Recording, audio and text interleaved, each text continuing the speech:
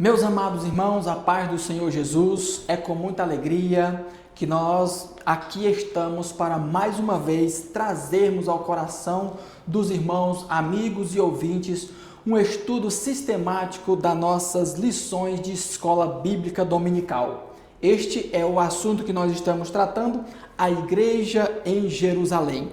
E a lição que nós estaremos abordando hoje é a lição de número 7, que traz como tema uma igreja que não teme a perseguição.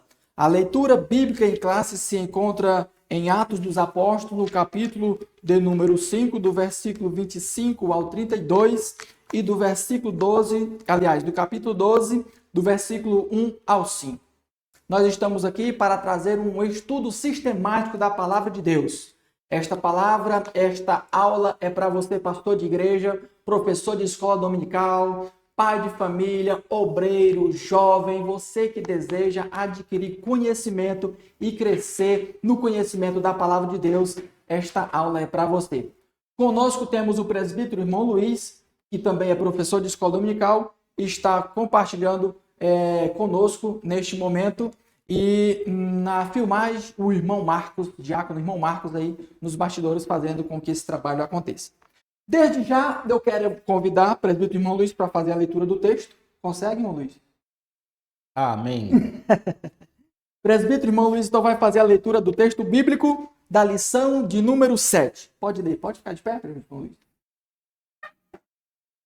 Vou puxar essa cadeira do senhor um pouco mais para cá, que lhe dá espaço. Isso. A paz do Senhor, primeiramente, a todos os ouvintes. Vamos fazer aqui a leitura bíblica em classe, Atos 5, 25 a 32, e o capítulo 12, versículos 1 ao 5. Diz assim a palavra: E chegando anunciou-lhes, dizendo: Eis que os homens que encerrastes na prisão estão no templo e ensinam ao povo. Então foi o servidores eu os trouxe, não com violência, porque temiam ser apedrejados pelo povo. E trazendo-os, os apresentaram ao conselho. E o sacerdote os julgou, dizendo: Não vos admoestamos nós, especialmente, que não ensinasseis fome, e eis que encheste Jerusalém dessa vossa doutrina, e quereis lançar sobre nós o sangue desse homem. Porém, Pedro e os apóstolos disseram: Mais importa obedecer a Deus do que aos homens. O Deus de nossos pais ressuscitou a Jesus, ao qual vós matastes, suspendendo-o no madeiro. Deus, com sua destra, o elevou a príncipe e salvador para dar a Israel o arrependimento e remissão dos pecados. E nós somos testemunhas acerca destas palavras, nós e também o Espírito Santo, que Deus deu àqueles que lhe obedecem. Atos 12. Por aquele mesmo tempo, o rei Herodes estendeu as mãos sobre alguns da igreja para os maltratar, e matou à espada Tiago, irmão de João. E vendo que isso agradara aos judeus, continuou mandando prender bem a Pedro. E eram os dias dos asmos. E havendo-o prendido, encerrou na prisão, entregando-o a 4 quartetos de soldados para que o guardassem, querendo apresentá-lo ao povo depois da Páscoa. Pedro, pois, era guardado na prisão, mas a igreja fazia contínua oração por ele a Deus. Amém. Mas falando em oração, né? Vamos dirigir uma oração a Deus e pedindo ao Senhor que venha nos direcionar neste trabalho. É Deus e poderoso Sim, Pai. Na noite deste dia, Jesus Meu querido, Deus. nós te glorificamos e te exaltamos. Verdade, Te pedimos Pai. o teu Espírito Santo que nos guia, que venha estar conosco, que venha Sim, falar Deus. na nossa boca a tua palavra, Nos guia, ó Pai, que nós sejamos uma voz profética em meio a este mundo. Sim, e que Deus. esta mensagem possa alcançar os 4 cantos desta terra. É o que nós pedimos e por fé nós te agradecemos. Amém. Meus amados e queridos irmãos, aqui nós temos os apontamentos da lição. A lição de número 7, ela está distribuída em 3 importantíssimos tópicos, que é a igreja perseguida. Nós vamos falar sobre a perseguição à igreja. Inclusive, perseguição.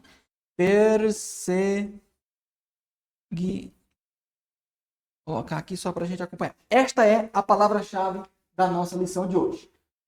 No primeiro tópico, a igreja perseguida. No segundo, uma igreja protegida, né? Nós vamos estar vendo que mesmo a igreja sendo perseguida, ela era guardada, ela era protegida, porque o Senhor Jesus, Deus, com o seu Espírito Santo, guardava a sua igreja, que é a menina dos olhos de Deus. E no tópico 3, uma igreja destemida, ou seja, uma igreja ousada.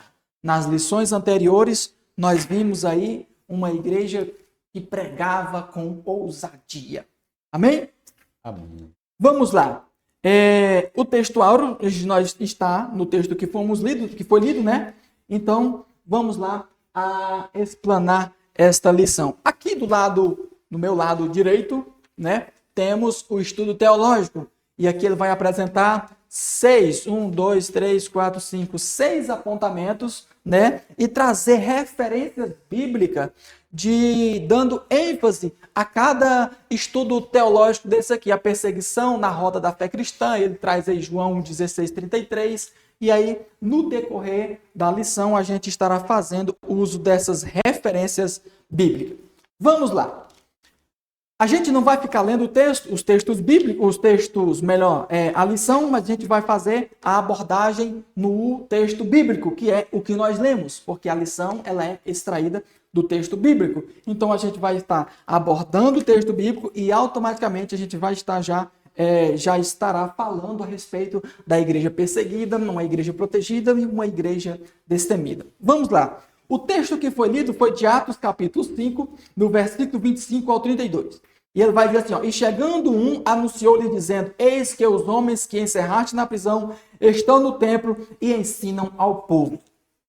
Para começo de conversa, o que Lucas está narrando aqui é exatamente fatos que acontecem a segunda perseguição. Essa aqui, ela é a segunda perseguição que começa lá no versículo de número 17. Levantando-se como sacerdote, todos os que estavam com ele eram da seita dos saduceus, encheram-se de inveja e prenderam os apóstolos, lançando-os na prisão pública. Essa prisão pública aqui é uma prisão que ficava fora do templo e era colocada ali pessoas publicamente, onde o povo que passava na rua viam quem estava preso ali naquela prisão. Então, começa esse assunto lá no versículo 17. No capítulo 5, no versículo 17, ele começa a narrar esse fato que aconteceu aqui. Mas nós pegamos aqui a partir do versículo 25, porque senão nós teríamos aí no mínimo 1 hora para discorrer este assunto. Vamos lá. E chegando, anunciou-lhe dizendo, o que é que chegou? Ou seja, o que aconteceu? Os discípulos, os 12 apóstolos e mais a igreja que já crescia em número, já tinha acontecido a primeira pregação de Pedro, quase 3.000 almas se converteu a Cristo. Na segunda pregação, quase 5.000. Então, o número de cristãos, dos discípulos, já estavam aí alcançando os 10.000 convertidos da igreja primitiva. E então, eles continuavam pregando no templo. E então, ele diz assim, e eis que os homens que encerraste na prisão estão no templo e ensinam o povo. Olha só. O que Lucas está narrando aqui? Ele está narrando a fala de um dos sacerdotes que foram até os outros sacerdotes e disseram, lembra daqueles homens que nós prendemos, que nós colocamos na prisão? Aqueles homens que nós os já instigamos para que não ensine nesse nome de Jesus, eles estão lá no templo ministrando novamente. E o que acontece aqui, irmão Luiz? Por que eles estão no templo ministrando novamente? Primeiro, nós precisamos destacar algo interessante. A soltura milagrosa dos apóstolos. E aqui, quando eles foram presos nessa segunda vez, eles não foram só presos só Pedro e João. Lá na primeira prisão foi Pedro e João que foram presos, devido ao fato do coxo da Porta Formosa. Agora foram os 12 apóstolos foram presos. E então os 12 apóstolos foram colocados na prisão. E se nós lermos aqui, do versículo 17 até o 24, a gente vai encontrar eles narrando esta passagem. E vai dizer que, à noite, milagrosamente, o anjo do Senhor, Deus enviou um anjo e abriu as portas milagrosamente. E automaticamente a Bíblia vai dizer que ele fechou. Por quê? Porque os capitães aqui mais na frente, versículo vai dizer que o capitão com os servidores os trouxe, não com violência. Então vai dizer que eles chegaram lá e viram que as cadeias estavam fechadas. O guarda estava à porta ali guardando, mas eles não estavam. E a cadeia estava fechada. Eu estava vendo um pastor ministrando e ele disse que Deus, ele aqui tinha um anjo especialista em arrombar cadeias. Porque mais na frente ele vai usar esse mesmo episódio, vai acontecer para quê? Para que solte Pedro, enquanto a igreja estava orando. Eu acho que a gente vai ver isso nas próximas lições. Então, vamos lá. O versículo 26. Então foi o capitão com os servidores e os trouxe, não com violência, porque temiam ser apedrejados pelo povo. O interessante aqui, o que acontece aqui é o seguinte, que eles temiam, eles não estavam temendo a Deus, mas estavam temendo o povo. Por quê? Porque, deixa eu ler até o versículo de número 28, que a gente já aborda com clareza esses 3 versículos. Versículo 27. E trazendo-os, apresentaram ao conselho e aos sumos sacerdotes e os interrogou, dizendo: não vos admoestamos nós, expressamente, que não ensinaste nesse nome? E eis que encheste Jerusalém dessa vossa doutrina e quereis lançar sobre nós o sangue deste homem? Olha só, aqui ele faz uma descrição maravilhosa. Quem é que está falando? É o sumo sacerdote. O sumo sacerdote que está falando, ou seja, o capitão do templo, que era uma espécie de guarda, de polícia, um guarda ali, né, que estava ali para garantir a segurança do ambiente. Eles levam os apóstolos perante ele de novo. E o que eu acho mais interessante, que os apóstolos eles não resistiram. Os apóstolos, todos os 12, cheios do Espírito Santo, eles não resistiram à prisão novamente. Ou seja, no dia seguinte, eles passaram a noite, quem sabe à meia-noite, Deus tem um mistério com a meia-noite, né?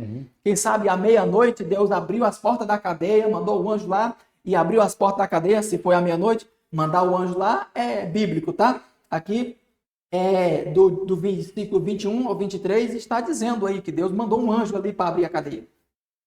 Mas não se sabe a hora. Quem sabe à meia-noite. Então eles foram para onde?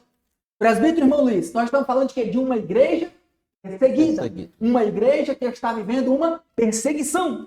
Os apóstolos da igreja primitiva estão sendo perseguidos. Eles estão sendo procurados por autoridades. E aqui mais à frente a gente vai ver a perseguição, né? Os perseguidores, qual era? As esferas da perseguição. Perseguidores eram quem? O Império Romano e todo religiosos. Os religiosos, exatamente. O Sinédrio, né? Para ficar mais claro. Então ele tinha perseguições políticas e religiosas. Deixa eu ver aqui, ó. A perseguição na rota da fé cristã. Abre aí, presbítero irmão Luiz. João 16:33. Deixa eu falar uma coisa para vocês. Irmãos, cristãos que venham para o evangelho achando que não vão ser perseguidos estão enganados. Porque o próprio Jesus, em João 16:33, ele vai dizer o seguinte: no mundo tereis aflições, mas tenham bom ânimo, porque eu venci o mundo. Existem algumas pessoas que traz uma interpretação meio equivocada deste versículo e acrescenta algo mais dizendo assim, ó, vós também vencereis. Mas esse não é uma interpretação correta.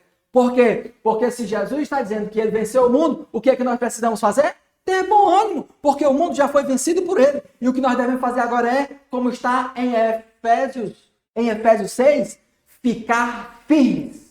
e levar a mensagem do Evangelho. E aí, João 16:33. Diz assim: estas coisas vos tenho dito para que tenhais paz em mim. No mundo passais por aflições, mas tende bom ânimo, eu venci o mundo. Eu venci o mundo. Ainda que estamos vivendo perseguições, a Igreja de Cristo, a menina dos olhos de Deus, desde o dia de Pentecostes até o dia de hoje, ela continua sofrendo perseguições. Em algum lugar deste planeta, em alguma esfera social, religiosa, governamental, cultural, seja qual for, ela está sofrendo perseguições. Mas o Senhor Jesus nos adverte: tenham bom ânimo, não se preocupem, pelo contrário, alegrai-vos. Deixa eu ver se eu coloquei uma outra informação bem aqui. Mateus 27:25. Não, essa aí é já que nós abordamos aí no versículo 28. Vamos lá aqui, o versículo 26. E trazendo-os apressadamente, apresentaram ao conselho, versículo 27. E o sumo sacerdote os interrogou, dizendo: eles foram levados presos. Milagrosamente, o Senhor Jesus arrombou as portas da cadeia através de um anjo e eles saíram da cadeia. Agora eles voltam para onde? No mesmo lugar da onde eles tinham sido acabados de ser presos na noite anterior. Que isso? 20 minutos? Jesus amado, pode preparar mais 30 aí. Então, presbítero irmão Luiz, aqui o que acontece? Eles faltam para pregar o evangelho. Meu Deus, que amor é esse? Que Espírito Santo de Deus é esse na vida desses homens? Que eles acabam de ser presos, que eles passam a noite na cadeia. E quando eles saem de lá, eles voltam para pregar o evangelho. Deixa eu dizer uma coisa para você aqui, ó. Quando você está cheio do Espírito Santo, não importa o que pode acontecer com a tua vida, não importa o que pode acontecer com os teus, o que mais importa é obedecer a Deus e levar a mensagem da cruz. Aleluia! Louvado seja o nome do Senhor. Vamos lá, porque o tempo já está longe, já está esticado aí. Não vos admoestamos nós expressamente que não os ensineis neste nome. Olha o que o sumo sacerdote está dizendo. Ele diz: eu já avisei para vocês. Vocês estão desobedecendo uma ordem legal. Ele era uma autoridade, o sumo sacerdote. Ele era uma autoridade suprema ali do Sinédrio. E ele disse: vocês desobedeceram a ordem. Então o que acontece? Vocês encheram Jerusalém dessa vossa doutrina. Que doutrina é essa? Batismo no Espírito Santo, a ressurreição do corpo. O que mais? A ceia do Senhor, a vinda do Senhor Jesus. O que mais? Me ajuda aí, presbítero irmão Luiz. Qual era essa doutrina? A doutrina da palavra de Deus. O evangelho sendo pregado na íntegra. E o que mais interessante é que ele faz o seguinte: irmãos, presta atenção uma coisa para você. Presta atenção uma coisa aqui. Aonde tem cristãos, aonde nós passamos, presbítero irmão Luiz, nós precisamos encher a cidade, encher o bairro, encher a vizinhança dessa doutrina, que é a palavra de Deus. É isso que nós devemos fazer. Olha só quem fez essa afirmação foi o sumo sacerdote. Ele disse: vocês encheram Jerusalém dessa sua doutrina. Por quê? Porque o sumo sacerdote, eles viviam a religião judaica, que era pela lei. E agora Jesus Cristo veio, aboliu toda essa antiga aliança, e agora a pregação é: arrependam-se dos seus pecados, crê no Senhor Jesus, para que sejam salvos. E o que eles fizeram? Se levantaram contra. Sempre acreditam nisso. Uma das verdades que nós conseguimos extrair de todo esse contexto dessa lição é que Deus, ele sempre dá uma válvula de escape. Né? E nós vamos ver mais um pouco adiante aqui no capítulo 5. Ele sempre protege. Que Deus usa quem ele quer para livrar o seu povo. Então aqui nós vamos ver que Gamaliel foi usado por Deus. Ele era também um fariseu. Exatamente. Mas ele, diferentemente do restante do conselho, ele teve aquele zelo, aquele cuidado. E disse assim, temor, né? Agora vos digo, dai de mão a estes homens, deixai-os, porque se este conselho ou esta obra vem de homens, perecerá. Mas se é de Deus, não podereis destruí-los, para que não sejais, porventura, achados lutando contra Deus. E concordaram com ele. Viu aí? Uma igreja que trazia o quê? Uma igreja convicto de sua fé e testemunho com poder. É o que ele está dizendo. Esses homens, se eles estão falando realmente é de Deus, eles não vão se desfazer. Mas se não for de Deus, isso aí logo, esse movimento logo acaba. Era isso que ele estava dizendo. Exatamente. Eita, glória a Deus. Versículo 28 ainda, ele diz assim, ó. E dessa sonda, e quereis lançar sobre nós o sangue deste homem. Isso aqui é uma hipocrisia da parte do sumo sacerdote. E Mateus 20, isso aqui nós precisamos conferir. Mateus 27 e 25. Eu acho que a primeira aqui eu também leio. Mateus 27 e 25. Achei aqui, presbítero Luiz. Olha aqui. Olha só o que o sumo sacerdote está dizendo. Ó. Vocês estão querendo lançar sobre nós o sangue deste homem. Mas presta atenção no que está falando Mateus 27 e 25.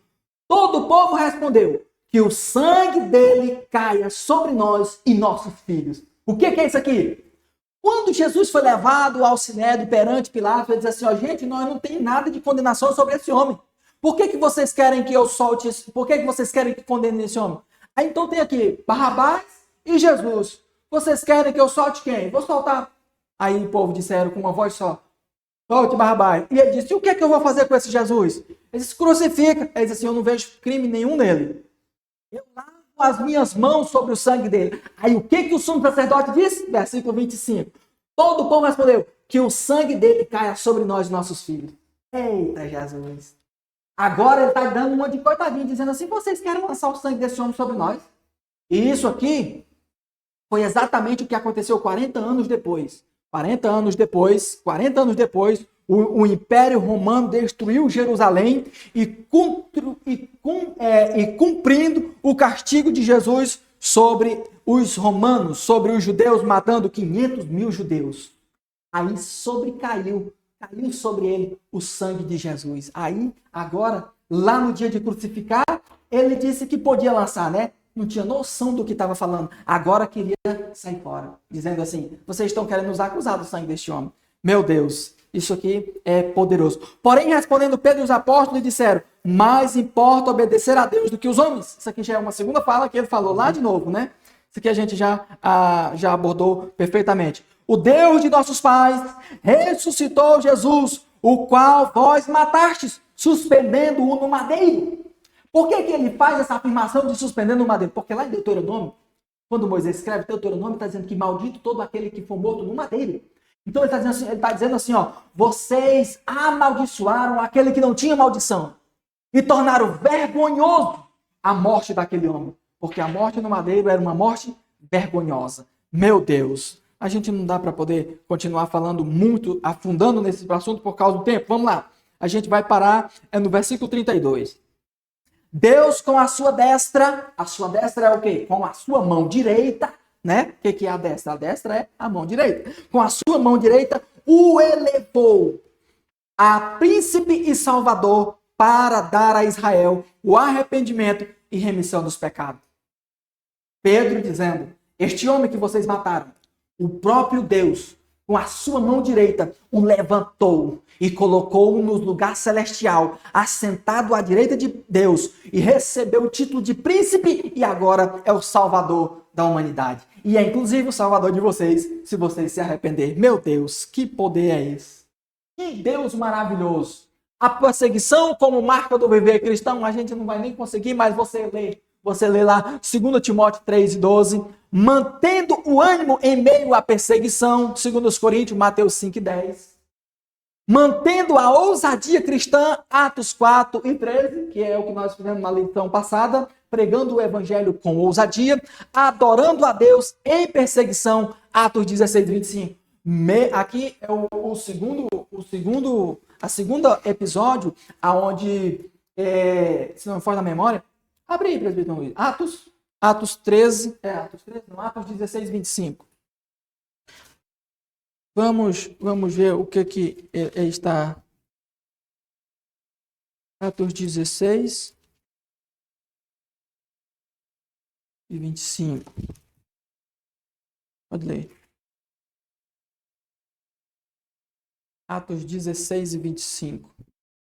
Diz assim, por volta da meia-noite, Paulo e Silas oravam e cantavam louvores a Deus, e os demais companheiros de prisão escutavam.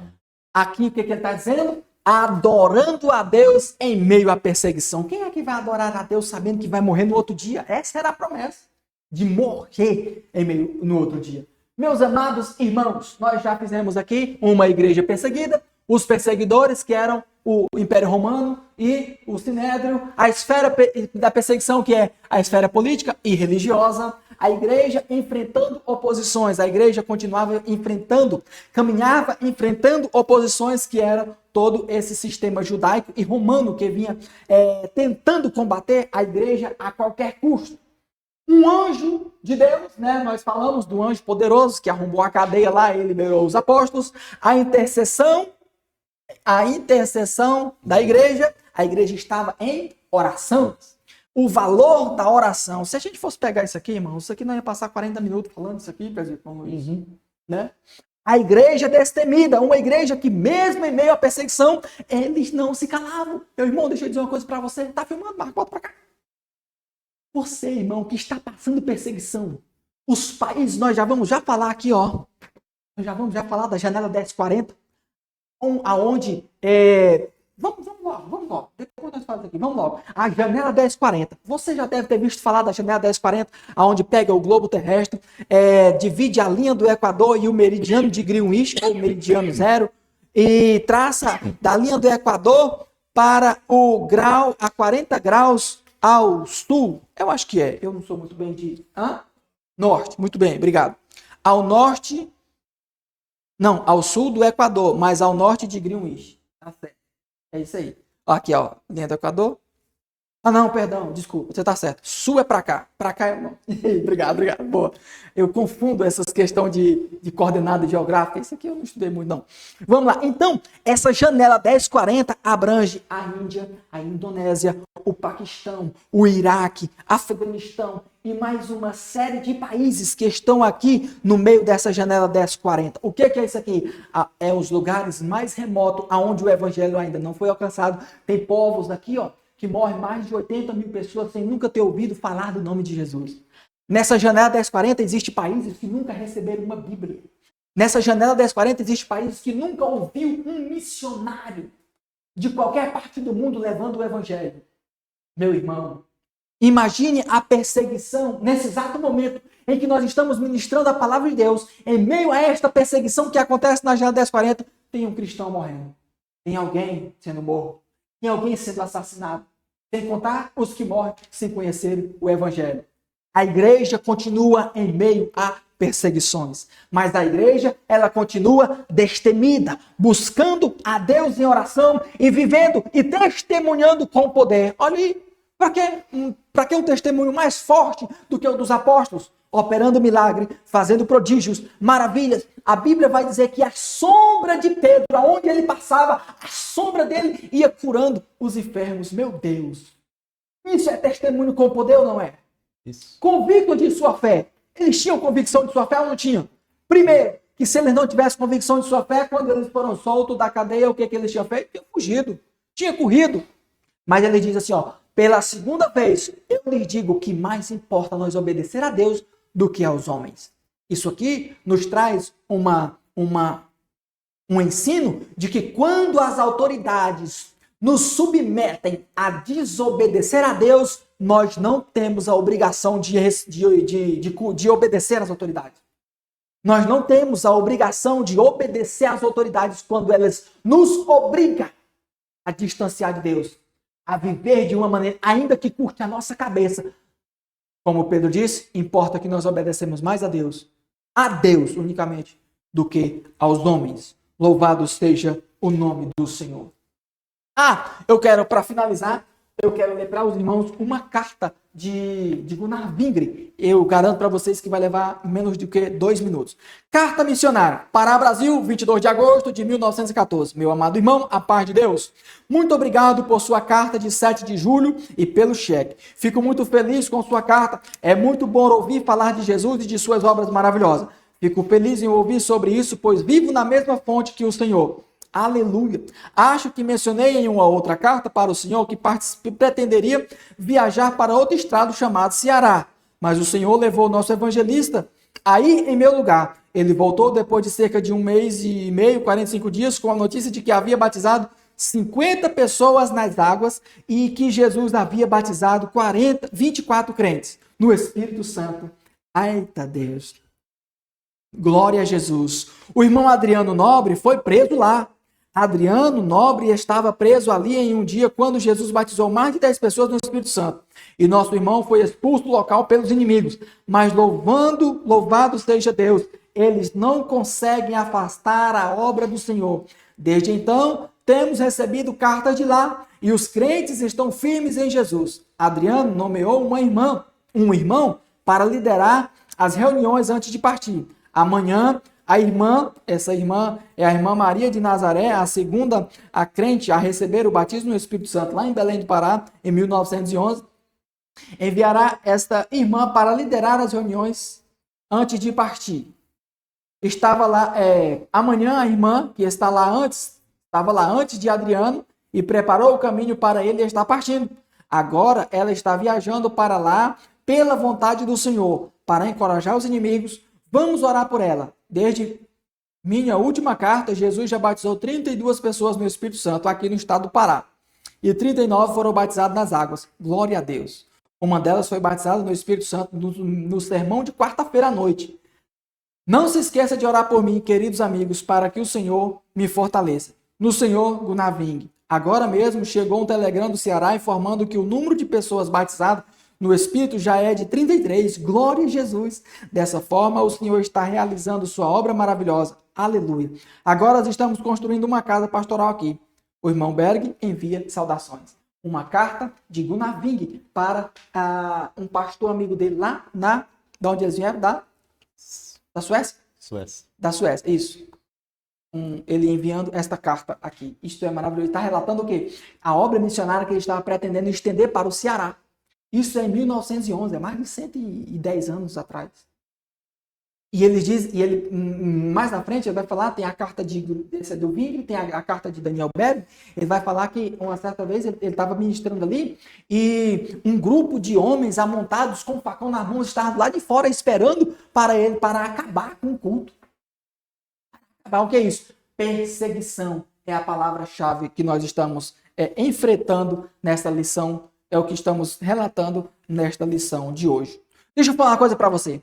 O mundo aceita qualquer religião. O mundo aceita qualquer religião. Não vou falar o nome de religiões aqui, mas eu vou dizer, o mundo aceita qualquer religião. Menos o cristianismo. Você sabe por quê? Porque o cristianismo, as outras religiões, elas não exigem mudança de caráter. Mas o cristianismo exige mudança de caráter. Que você deixe a sua vida ser transformada pelo Espírito Santo. Se você vem para Jesus e não muda de caráter, não muda as suas atitudes, não quebranta o teu espírito, não vive de maneira diferente, você não está vivendo o Evangelho de Cristo. Não está vivendo o cristianismo. Amém? Nós agradecemos a oportunidade em nome de Jesus. Queremos agradecer para o irmão Luiz. Ora ao Senhor, encerrando essa lição de hoje. Pode orar. Senhor nosso Deus e nosso Pai, gratos somos a Ti, Senhor, por este momento, Pai, de ensinamento e aprendizado da Tua palavra. Que a Tua igreja, Senhor da glória, dos tempos atuais, a exemplo da igreja primitiva, não venham vender os seus valores, não venham negociar os seus valores, Pai, mas possamos ser convictos de que é melhor obedecer à Tua voz, a voz do Teu Santo Espírito, do que a voz das autoridades humanas. Muito obrigado, meu Deus, muito obrigado, meu Pai, por tudo, em nome de Jesus. Amém. Amém. Muito obrigado, meus amados irmãos.